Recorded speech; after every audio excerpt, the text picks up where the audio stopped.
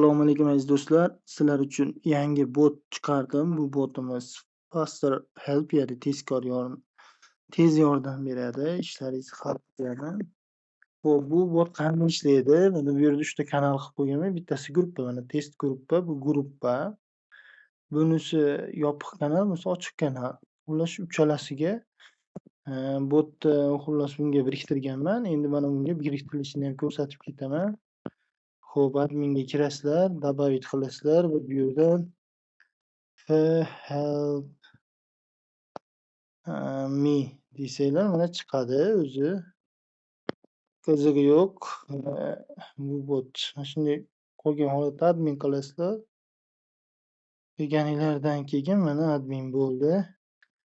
Kanalimizda ham bor, uchalasida ham bor. Endi botimizga o'tsak mana uje bizga xabar beradi. Test uchun yopiq kanal deyapti, sozlash. Endi mana bu yerda kanallarimga bossak mana 3 ta.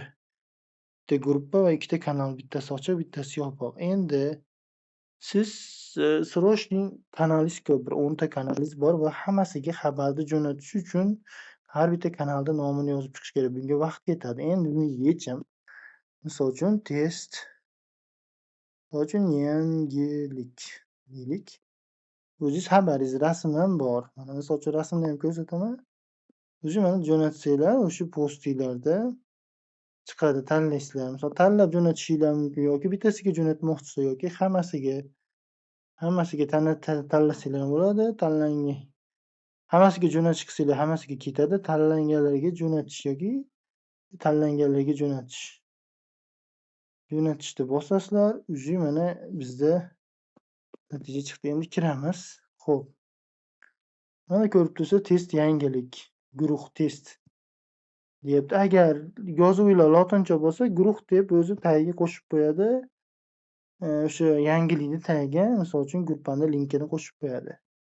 Agar yopiq kanal bo'lsa, kanal deb turib mana test uchun yopiq kanal, ya'ni nomini olib qo'yyapti.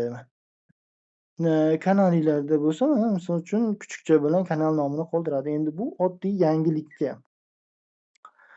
Endi sizlarga misol qanaqadir kanaldan xabar, trend xabar keldi uje. Misol uchun o'sha mana shu oddiy xabar.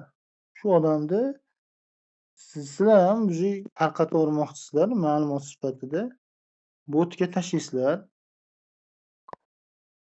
Xo'p, chiqadi. Bu yerda chiqadi. Chiqqandan keyin o'zi avtomatik kanal nomini o'zgartirib yuboradi. Agar kuchukchada bo'lsa, yozilgan bo'lsa, o'zinikini qo'yib yuboradi. Hammasiga jo'natish qilamiz, mana ishlatamiz. Ketdi. Endi biz orqaga qaytamiz. Botdan qaytib tekshiramiz. Mana ko'rdinglar, mana tezkor help deb chiqdi. Mana uje gruppada mana o'sha odamni test ko'rdinglar, uje o'zgartirib yubordi. Sizlar o'zgartirib yurmaysizlar. Endi bu yerda shunaqa narsalar ham bor. So'zlarni o'zgartirmaydi, linklarni o'zgartiradi. Avtomatik nechta kanalingiz bo'lsa, o'sha linkni olib, unikini qo'yib yuboradi. Endi bir ikkita so'zlar bo'ladi. Misol uchun mana bu yerda ham o'zi avtomatik qo'yib yuboradi, o'chirib tashlaydi. Xo'p.